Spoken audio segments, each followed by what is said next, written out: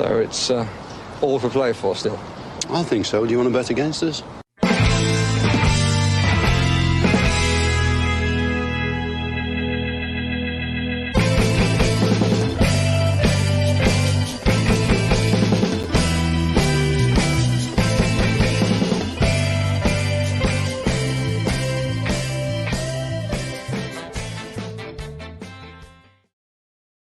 Well, that was absolutely shocking. Really, really bad. Stupid performance. And when I say stupid, I mean that word. That's not a misuse of the word. I just think nobody there showed any bit of footballing intelligence.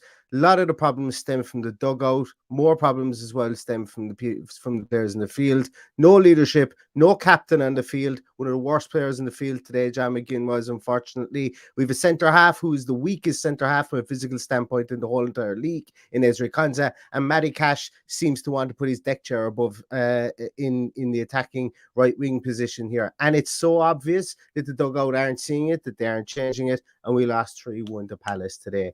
I'm so glad I got that off my chest. Now, also, what I'm going to say here as well is, and I don't really care what anyone else thinks about this, but if someone's going to have a pop at me for being positive in pre-match stuff, well, then that's on you. If people here want, if there's people that don't want to be positive about Aston Villa before games, hey, I can't help you. I just can't help you. So that's another little thing. Anyway, on towards the game. Really great game, wasn't it? It was lovely to see Eze get around the field there and be absolutely fantastic, and be what our two number 10s that we've brought in for big money should have been. The likes of Leon Bailey should have been able to put on a performance like that Eze put on. Wasn't able to. Cracked one off the bar, all right, fair play to him, but very ineffectual. Buendia had his chance today. Nothing went right for the team. I'm not really going to blame him. It's not his fault. Coutinho came on. Like, you write down on paper, all those players on paper are supposedly better than somebody like Eze. And yet Eze goes out there and hands us our sandwiches in a 3-1 loss against Crystal Palace. There's some serious questions need answering. Some serious questions need answering within that Aston Villa dressing room, because there is no leadership from the dugout. There's no leadership on the field, and it's a killer. And we could see it today. Albeit, I think that the penalty decision was a big turning point in the game. Crystal Palace were massively ahead. They were massively on top in this game. But the penalty decision was a huge turning point. Absolute huge turning point. I myself don't think it was a penalty decision. If you think it's a penalty decision, if you think it was a clear penalty, fine. Think that. I don't think it was a clear penalty decision. He's going up to head a ball, and the ball is headed off him from less than like 3 yards. I just don't think there's any way you can manipulate your body, and you can't jump in the air like that without putting your hand up to at least some extent. I think it's a stupid penalty. I don't think it was a penalty at all. But hey, it was given. And then, of course, in time-honored tradition for Aston Villa, we saved the penalty, and then he has a simple one to slot into the back of the net. Them's the breaks. We didn't deserve anything from this game. If we had saved that penalty and we got away with somehow would have won all draw out of this game, I think I would have been in here. I would have came onto the stream laughing, going, literally, lads, we got to get out of the jail free card from the Monopoly board, because that was not good from start to finish. The goal was good. I think our goal was good. But we were poor. We were poor. All at sea at defence. Ezri Konsa and Matty Cash look like they didn't play together, unfortunately. They look like they've never played together before. And we badly need, if anything, this game highlighted the fact that we need to have a good look at the wallet. And this whole analysing whether we need somebody in or not. We've played 2 games this season, and we've been caught out. And we've been caught out in defence, and one of our centre halves has been targeted in both those games. So, what did you guys think? Tough going. Very, very tough going. A lot of sack Gerrard in the comments here. A lot of sack Gerrard. Actually, literally, I'm struggling to, I'm not going to get into that. I'm going to talk about the game that we have here. I think he made very silly decisions. Their third goal that they got today, they ran at John McGinn. They just kept on running at him. He was on a yellow card. He was after 2 unbelievably stupid fouls where he just left the leg and tripped people blatantly. Very uncaptain-like, very unintelligent football. bringing players down like that. I mean, you need to be a bit better than that. But he did one, he got a yellow card for it. He did a second one, he should have got a yellow card for it. And Steven Gerrard left him on for about 8 minutes after that. They ran at him. They put Eze on him, who was absolutely having a stormer of a game. Eze stood on him, and next thing he couldn't tackle him. And when that ball goes down our left-hand side and gets crossed in, Mateta heads it into the back of the net. Like, there's little things like this that that need to come from the dugout. They just need to come from the dugout. Now, I genuinely, like, if they keep Steven Gerrard, he needs to be a better manager. If they sack Steven Gerrard, we need to get in the best manager we possibly can. That's not what the discussion for me is today. The discussion for me is the Crystal Palace game, which I thought was as bad a performance that Aston Villa have put together in I was going to say since they came back into the Premier League, but in a long, long time. That was a bad performance. We went out there and we had no way of hunkering down after we went 1-0 up. When we went 1-0 up, Paddy texted me and he said, "What's going on here?" We went, and then like after we went to 1-1, you know, that's where you file everybody back. You become difficult to break down for 5-10 minutes, and you hold on to your lead. And what do? Matty Cash cut miles up the field again. Ezri Konsa left all on his own, has the physical strength of March Robin, and he just got muscled out of it, or he couldn't even affect Zaha when the ball came towards him, and that's really, really annoying. Even Emi Martinez today, his distribution was chronic. Very good saves, some really good saves. His distribution was chronic. How many times did he kick the ball out of play, or kick the ball to absolutely no one, just to like a blank space? I don't know. There was a lot of disjointed performances today, and that's a tough one. That's a real tough one. Okay, I could have stomached the loss because nothing is ever granted when you're away from home. But you know, as I often say, and as I saw Jamie Gray said on Twitter this morning, he goes, "These are the ones that you go and you grind out a 1-1 draw." We didn't go there to grind out a 1-1 draw at all. We were kamikaze gung-ho the second after we scored our goal. We should have done what Bournemouth did. And the hindsight is 2020, 100%. I completely understand that. But we're a team who can't hold an early lead, and we're a team who can't come back after going down. So, like, what are we supposed to do? What are we supposed to do in that instance? It's really difficult to understand. It's really frustrating to be a fan. I had my coverage of it here still going, but had my coverage still here, but they've cut it off. I wanted to hear what the post-match press conference was going to be. Wanted to hear if there was going to be any comments from Steven Gerrard, and I was actually going to play it live here to see so that we could all hear what he said, because you know, like last time we lost, there was a lot of pointing the finger at players, calling players out by name and stuff like that.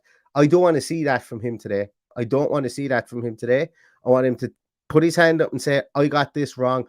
We need to be better. We need to find a better solution because what we're doing isn't working at the moment." Players were bad, yeah, that's fine, but he's big enough and he's bold enough to take it in the chin now, and we can't be calling players out. See the week of absolute nonsense we had after the Bournemouth game. If something arises from a post-match comment here after this today, and I don't have it on, I don't know, that would be extremely frustrating, and it would be borderline unprofessional from Steven Gerrard if he does it again. We can't have another week of undermining what little credibility that the bunch of or that the performance had out there, or that the future performances are going to have, because it's just not acceptable. That's not acceptable.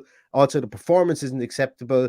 The tactics that we've got going on out there aren't acceptable, and the performances from individual players and the effort level given by individual players at times today was very unacceptable as well. So I don't know who there's a lot of collective blame to go around here, but it's a frustrating one. It really is.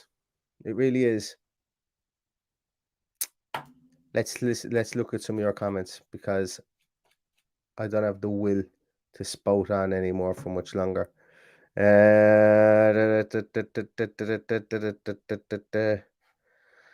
Right.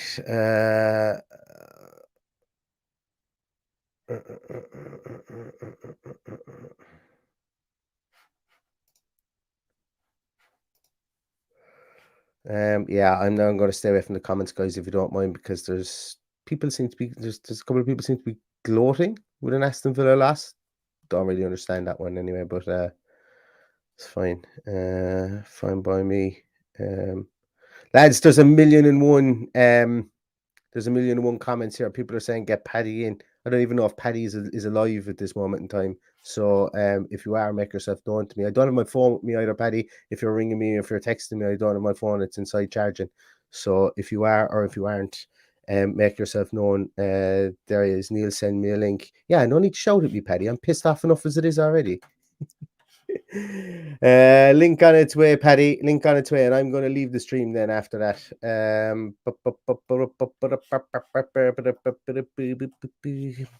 Oops, this is great production, isn't it? What I send? Which one am I going to?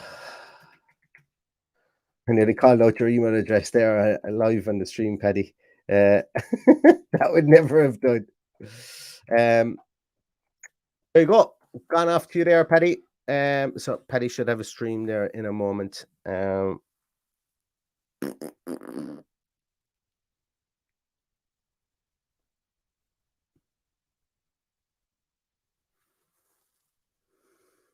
So now we play the waiting game because, to be honest with you, I don't really have anything much more to say other than that was really poor. That was really poor. Like this is one of these streams I might delete afterwards, because I don't want to ever kind of watch it back again and go, oh my god, that reminds me of such an awful performance. And I've got a touch of the Mark Goldbridges about me today that I could. I don't know what way it would go, but yeah. Listen, Paddy says he's here. No, you're not. Don't have you, Paddy. Link is gone to you, Paddy. You're not inside in the waiting room. Can't see you. Yeah, there's a couple of like.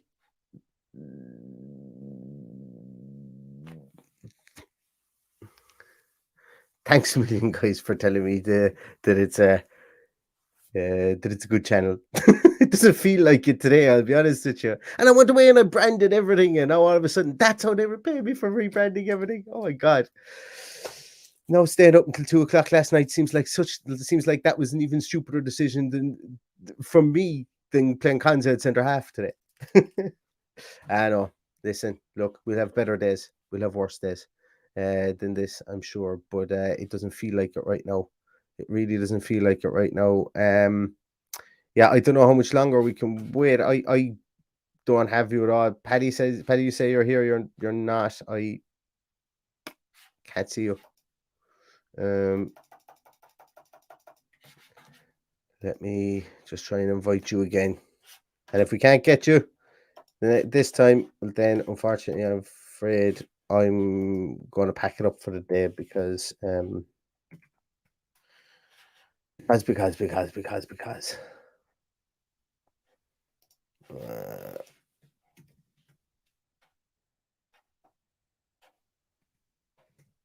once again, unbelievable production value here and for you guys who are watching. Here's one. So yeah, look, guys, I suppose it's cheer up, mate. It's my birthday. Absolutely. Look, if there's any reason, I am going celebrating something tonight, but I don't know. I'm going to find something to celebrate tonight and celebrate. Actually, do you know what? I'm celebrating to put everybody hopefully in a better mood, or to put everything in context. My local football club at home, the football club that I grew up with, the most fantastic football club, little football club in the middle of nowhere, in the shadow of a fantastic a hill called Knockfearna in Ballingarry, County Limerick, are unveiling a new stand with 280 seats in it in their football, which you could probably call it a stadium tonight. And it's in memory of an absolutely wonderful football man, a man that literally, I had one of my best ever days in the football field. He was our manager. His name was James Clancy, and unfortunately he passed away 2 years ago at a very young age. And he passed away at a very young age, and they're naming the stand after him. And they've got it's a fantastic gesture. Also, another really, really young man who passed away recently as well. Noel Hayes is going to be honoured at tonight with and also some of the founding members that passed away over the last few years. So I'm delighted to be travelling for about an hour, a quarter hour, and 20 minutes after this to go down to that because, as I said, there was some really happy memories underneath that man who managed me, as I say, and managed us to a Munster semi-final, played down in Turner's Cross for anybody who knows Irish football, and it was one of the highlights of my footballing career. So that is something to be happy and to celebrate the life of a fantastic man tonight, and a fantastic football man as well. Paddy's here. Hello, Paddy. Hello. Can you hear me? Yeah, I can hear you loud and clear. Yeah. Can you hear me? That I'm here for sunburn, you Paddy, to talk me down because I can assure you that I don't know whether it's sunburn, sunburn that's or blood pressure. Yeah. So I was thinking, I'm going to let you go for it because there's a delay on the stream. I'm going to let you go for it. Tell us what you think and keep it PG, child friendly. Well, I've had my few minutes to cool down, so I'm glad that you've let me stew for a few minutes. Look, this could be a completely different tale. The tale I'm looking at is the tale that we're 1-0 up, and as somebody who has coached decent players, I tell them, we go 1-0 up early on, you shut up shop. You sit there and you pack the midfield and you let nothing through until this calms down. So when they're full of your phrases, they're full of piss and vinegar and they're going at you again, there's no way through. What did we do? We went for the jugular. We went absolutely for the jugular, and now we're looking at, we've lost 3 points. It's 3 points lost. We could have dictated that game after being 1-0 down. We could have sat and hit them on the break, which the players were set out to do. There's no reason why he dropped Danny Ings for Leon Bailey unless the plan was to hit them on the break. And what's he do? He doesn't get out to the edge of that technical zone and get to his captain and go, calm down, put your foot in the ball, pass it about, keep it, don't let them through for the next 5 minutes. No, we went for it, and it bit us on the arse. And here we are now. Yeah, that's like we once again we're scrounging around looking for leadership. John McGinn is a lovely guy. Let's don't get us wrong. Don't get me wrong here, but like you need leadership there. You need big voices, and I don't know. I don't know what happened. It's probably unfair to even say. It's probably unfair to even say that, but like it's like I just don't see it on the field, and we're not getting the return for investment on not from a monetary point of view, but on the faith being given to certain players in the field. The return for investment just isn't there. You know, it's not being reciprocated. Yet chance after chance after chance is given to some people, and as one of the comments said there, we must be the easiest team to play against in the league because all teams have to do is put a winger out wide on whichever one of our fullbacks attacks because they aren't getting back, and that's how Crystal Palace got their first goal today. Like Matty Cash needs to be better than that. Luke Dean needs to be better than that throughout the course of the game. Both of them had very poor games, and our midfield left a lot to be desired as well.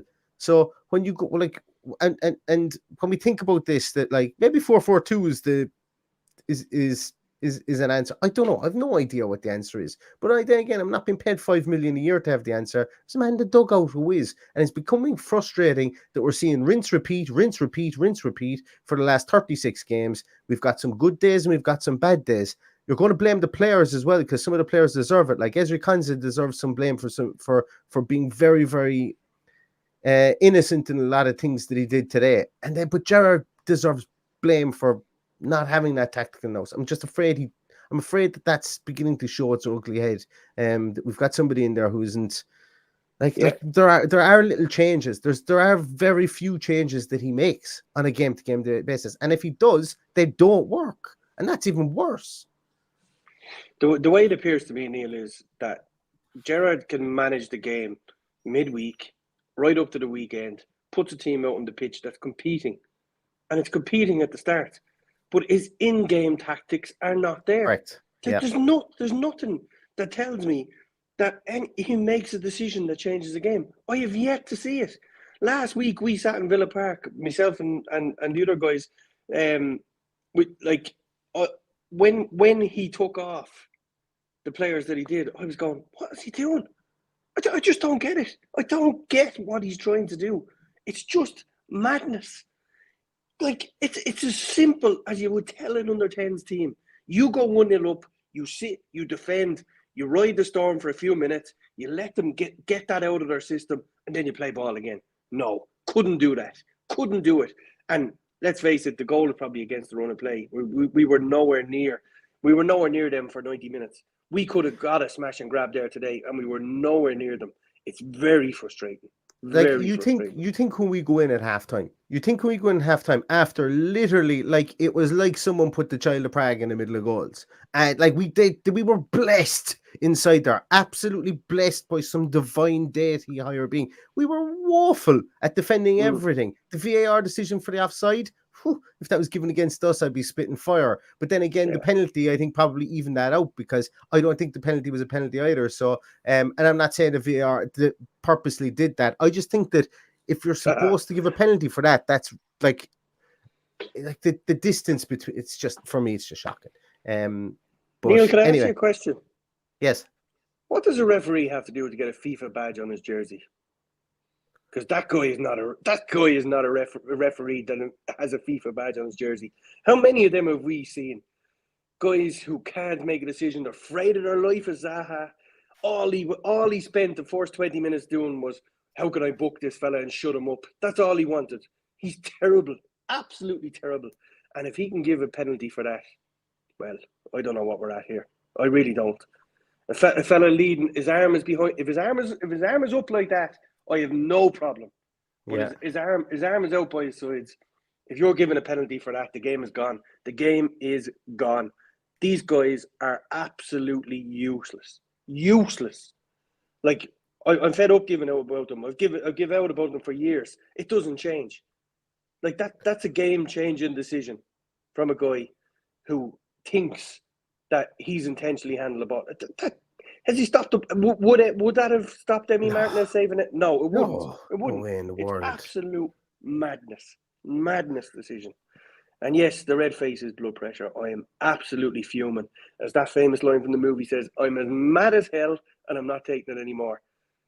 The buck stops with Steven Gerrard. I'm not giving him any money. If I'm running this club, I'm not giving him any money. No, I'm not giving him any more money. Lads, I'm annoyed. Okay, look, cutting off your nose to spite your face by not strengthening the squad. I think in that aspect, the squad obviously needs strengthening. It obviously does. Like, but sure, is like, what's the point of strengthening it if you got your best player sitting on the bench most of the time? And who you going to attract when you're if you're languishing in 17th or 18 position, 6 points off relegation? See, it's a never ending perpetual. Well, that's where we are for the next few weeks. We've only got 2 weeks left in the window. A week and a half left in the window, and we're sitting in the bottom half of the table. Who wants to come here? Who realistically wants to come here? Paddy, there's a hole. Paddy, there's a hole in your boat, and the captain doesn't know what to do. Do you get rid of the captain and leave the hole in your boat, or do you fix the hole in your boat and then hope you get back to shore and then get rid of your captain? That's the analogy I'll use here, because what we'll do is we fire our captain overboard, and when I say captain, I mean the person manning the ship, and then the boat sinks. You know, so I think for me, that's cutting off your nose to spite your face. Money is money, lads. Transfer money and stuff like that. Well, look, I think it needs to be spent, regardless of who spends it. Of course, it needs to be spent, but is he going to spend it wisely?